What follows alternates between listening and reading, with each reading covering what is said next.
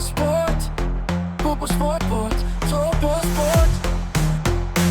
Topo Sport, Popo Sport, Popo Sport.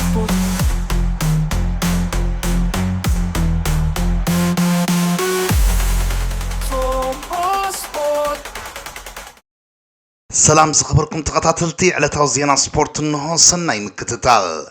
فرنسا نروي انجليز موروكو درومس بلوز اشمونت غانتاتات تسريعنين باراغواي برازيل كندا مكسيكو كا نايزوان عالم صانحتن زبقع غانتاتات كويننين بورتغال اسبانيان دما لومي حديئن اسر گجل برازيل حديئن كا منقد گجل انجليز كحزايو دالاس ستاديوم كابصات نصات مليو دلو كوينو عيلوم كلت عبيت اوروباويان غانتاتاتين انتغونغن وانچ عالم نحديئن تراي حيزو كخيد زفقد اسبانيا كابزو ودر انتدا اتغليفا حنت كابتن نزات صوا كالعلات تسميد استغبرلان غانتاتات كابزو ودر تفانو لعلات كنرينا بورتغال انتدا اتباري راخا CR7 دحرلومي اب اغراو مدرخات زينري اللو معد سلت مص اتبول استصاطاي اتن صمبل سوز غبراي اداو نتحت زي كونا نلعل وصينين دحان كون خبلا بخميو بزي قدس زصوتا دراماتات كراي ليو تتسبيت كم جمرتو زلو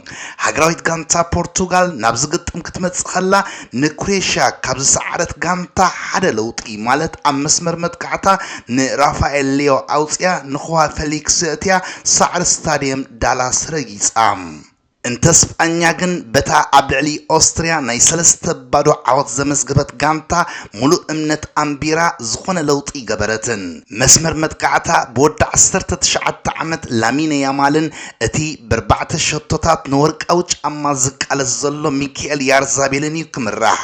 ሮናልዶ አብዛ ሐለፈ ማዓልታት በመስኮት ናይ ሆቴል ወጽዩ ምስ ደገፍቱ ክጽምብል ተራይኒሩ ሎም ምሸት ኮሙዶ ይኾነሉ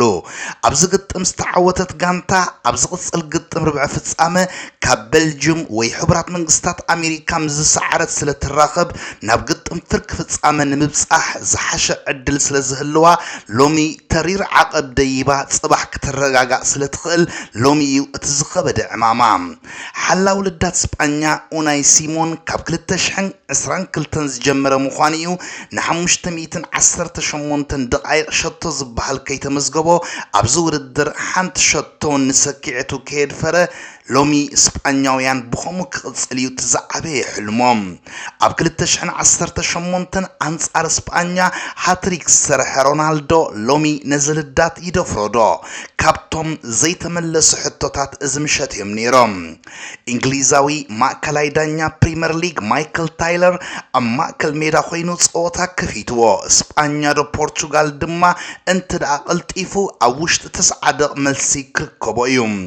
ኣብ ቀዳሞት 10 دقائق ولا كوا بورتغال قديما بتا كانسيلو زهرمامو لعيلا زوصت قلا لدات اسبانيا كدفر حسيبان تنبرت اتا نشتو زقربت جن ناي دلافونت غانتا يانيرا داني اولمو كما كلميدا نابيار زابيل زحلفا كعسو اتن اسبانيا ابز حلفو 16 تصوتاتات 17 شتتات زمزغبلات قايغن مس دياغو كوستا فيت نفيت تراخيبو اغفيحو بمقلاعيو أباخينوا من البات كابصوتا وصاي اني ريلو حسيبو اي تقدسلان كيكوننبر تسحات عدل ايكونت النيرا نسون نواج تا ستاديوم دالاس كسمع تسقيمو كلت يداو اب ازنو غيرو كحتمي ترايوم اسبانيا بزا عدل كيستن تنتون حلاو لدات بورتغال دياغو كوستا فلما بيمان صنيحو اب صغاماي ايدو كعسو زدحن لكونتات تفطيرو نيريو يامال بصغاماي كنفي نخوانه بسغيرو زهرما خصو توريرو بيماناي ايدو ابز تفعلو بيناخ اتقبلو ابز قلعلو نصغام توريرو غنكا بتا نقلع يامال زدحنت ايدو نتافته نفشيلوا اوشتي 18 خاليت كلت برقاويان قلعت مخاننيو قدم زن فتنتات غن برونو فرنانديز نتا بيدري زطفا خصو اب اغري رونالدو بزبصحلو اتودر بعن حدن عمد تصاطاي نتشتو كيتمزغبو ننويح دقائق صنحه حلاو لدات كوينو كبرو سن حيزو زلو ዘሎ ኡናይ ሲሞኒ ፈቲንዎ ነይሩ ክሰምርሉ ግን ኣይከኣለን እስጳኛ ሓደገኛ ጋንታ ፖርቱጋል ከዓ ከተሰንብር ትኽእል ጋንታ ኮይነን ናብ ናይ ቀዳማይ እብረ ናይ ማይ ዕረፍቲ ወፅየን ብሓፈሽኡ ግን ዝግጥም ሸቶ ክረኣየሉ ምዃኑ ርጉጽ ኮይኑሎ ይብሉ ተንተንትናይ ዝፀወታ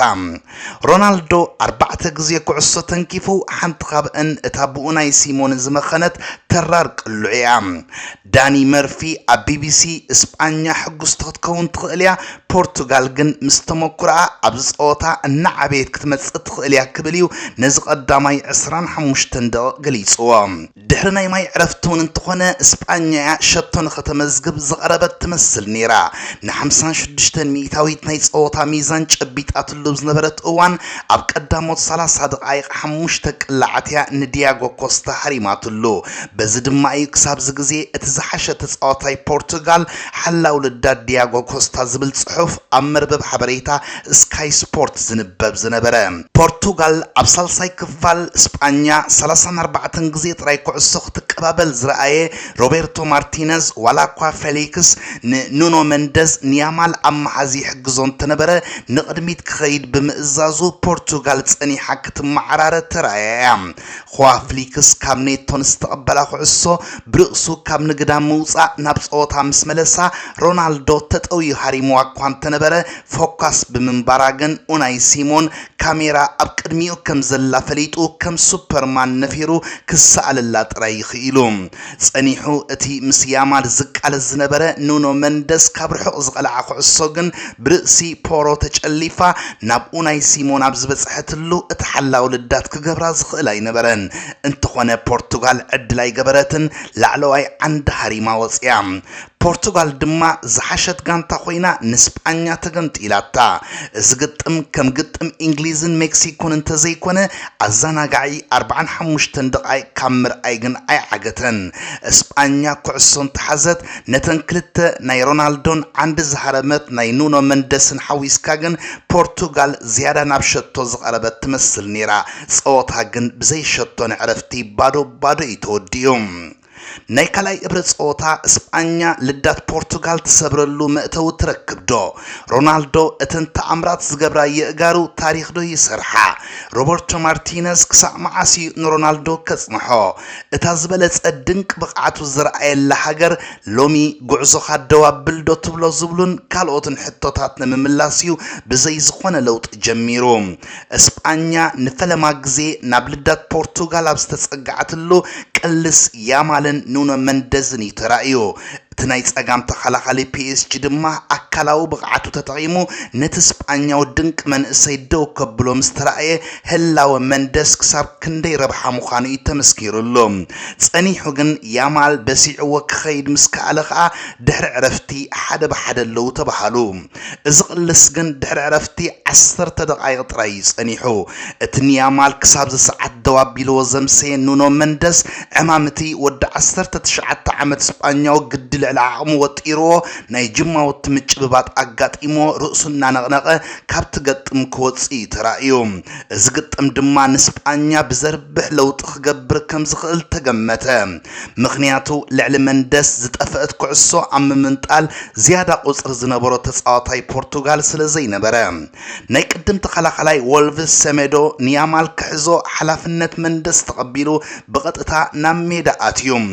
ስታዲየም ዳላስ ሱሳደ አመልኪቱ ሮቤርቶ ማርቲነዝ ድማ ማዓሲው ደቃይቅ ሮናልዶ ያክሊሉ ንጎንካሎ ራሞስ ዕድል ዝህቦ ድማ በተንተንት ዝግጥም ክዝረብ ጀሚሩ ጋዜጠኛ ስካይ ስፖርት ላውራ ሃንተር ካ ከምዛ ዓይነት ክብደት ዘለዎ ግጥም ልዕሊ ዝሙቐት ክገብር ነይርዎ እታ ብልጭታ ናይ ዝግጥም ደንግያትና እቶም ዝበለጹ ተጻወት ናይ ዝግጥም ካብ 16 እዮም ዝወሃቡ ዘለዉ ክትብል ድሕሪ ዕረፍቲ ክልቲአን ጋንታታት ከም ዝደቀሳ ኣረዲኣ ብዘይ ዝኾነ ፍረ ኣብ መበል 7 ናብ ናይ ማይ ዕረፍቲ እንተወጹ ፖርቱጋል ግን ብሓንሳብ ንፌሊክስን ካንሴሎን አውጽያ ንዳሎትን ራፋኤል ሊዮን አኽቲታቶም እስጳኛ ድሕሪ ዕረፍቲ ከም ጽቡቕ ዜና ክግለጽላ ዝኽእል ኮሙዳ ይበሃልን ኮይኑ እምበር መጉዳእቲ ኑኖ መንደስ ጥራዩ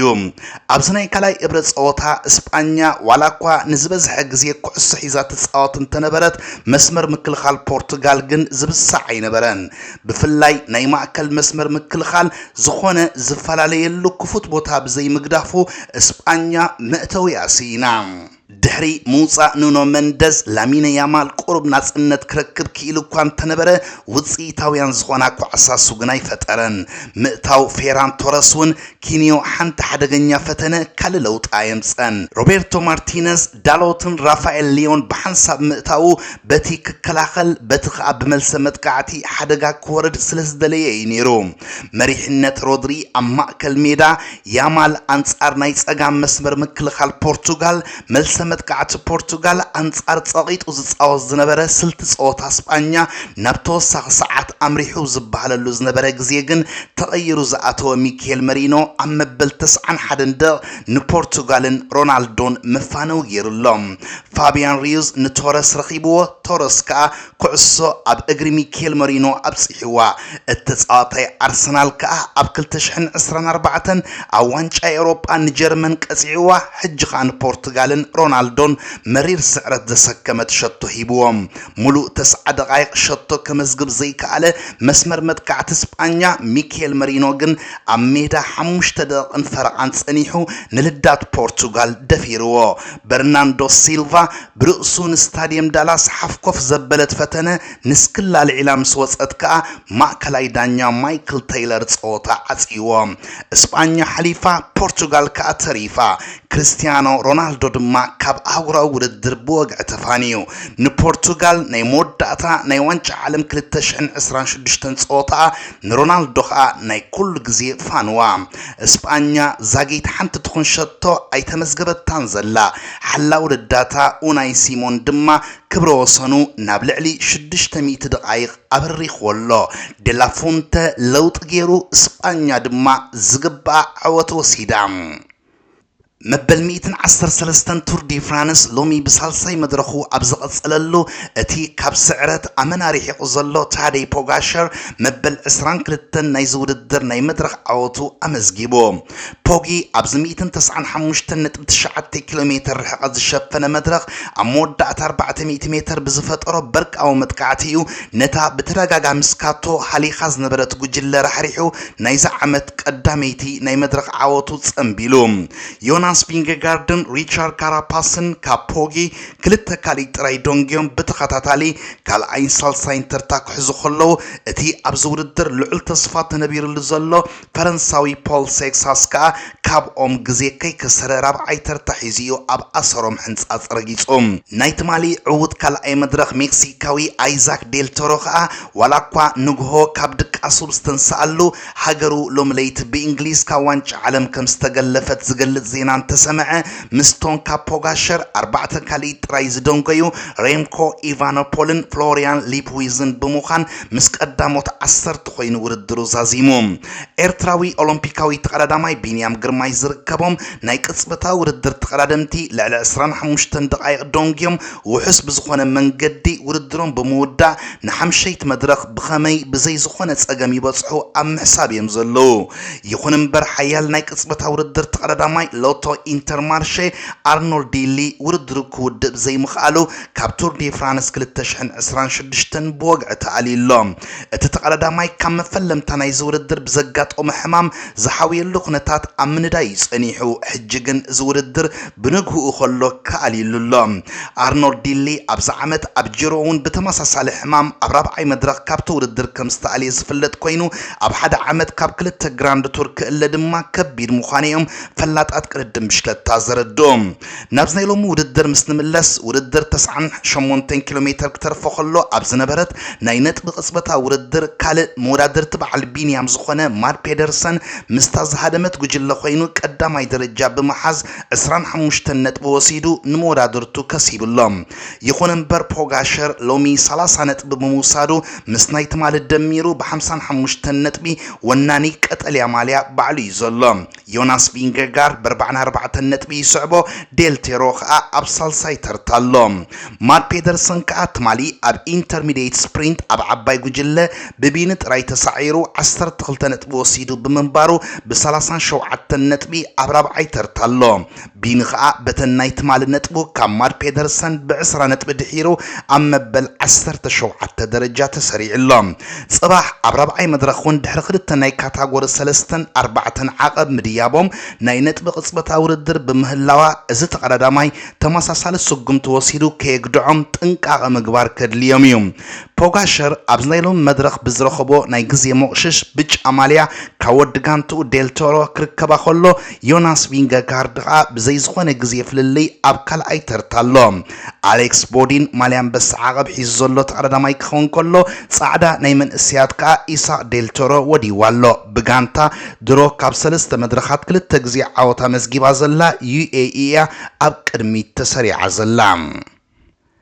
ፕሬዝደንት ሕቡራት መንግስታት አሜሪካ ዶናልድ ትራምፕ ኣብ ጉዳይ ኣትካዓይቲ ሃገር ፍሎሪያን ባሎጋን ምስ ፊፋ ከም ዝተዘራረበ ተኣሚኑ ወዲ 25 ዓመት ባሎጉን አንጻር ቦዝኒያ በቀጥታ ብቀይሕ ካርድ ድሕሪ ምብራሩ ኣብ ግጥማው ዲካ ምሕላፍ አንጻር ቤልጅየም ክጻወት ተኸልኪሉ እዩ ነይሩ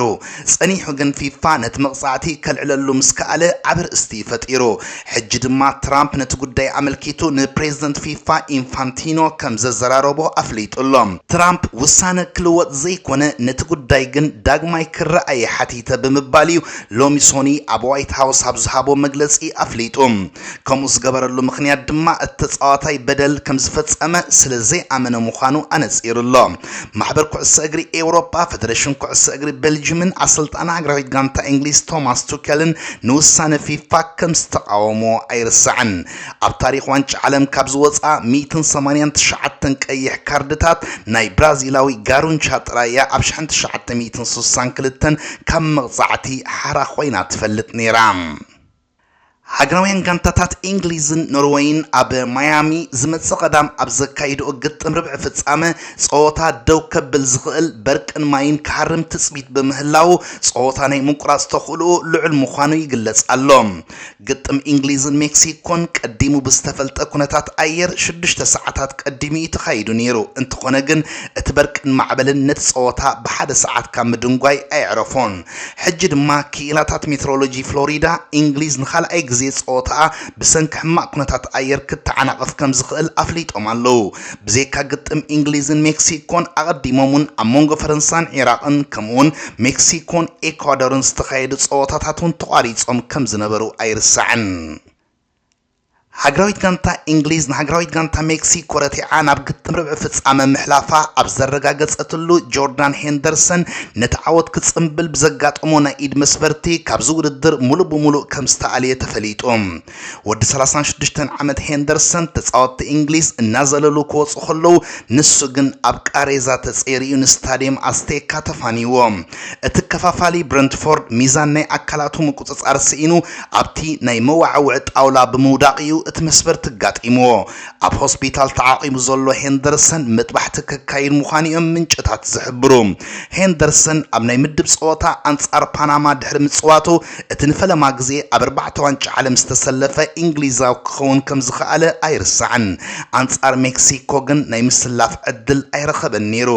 ቶማስ ቱከል ንሌቨርመንቶ ቅድሚ ዝውድድር ከም ዝኸሰሮ ዝፍለጥ ኮይኑ ሪስ ጄምስ ውን ኣብ ዝመጽእ ክልተ ጸወታታት እንግሊዝ ኣይክህሉን እዩ ጃሬል ኩንሳ ውን ብቀይሕ ካርድ ብምብራሩ ቱከል ኣብ ድሕሪት ሃጓፍ ኣጋጢምዎ እዩ ዘሎ ክቡራት ተኸታተልቲ ነዚ ዕለት ዘዳለኽዎ ትሕዝቶ ዝተፈጺሙሎ ስለምክትታልኩም ይመስግን ሰላም ወሰናይ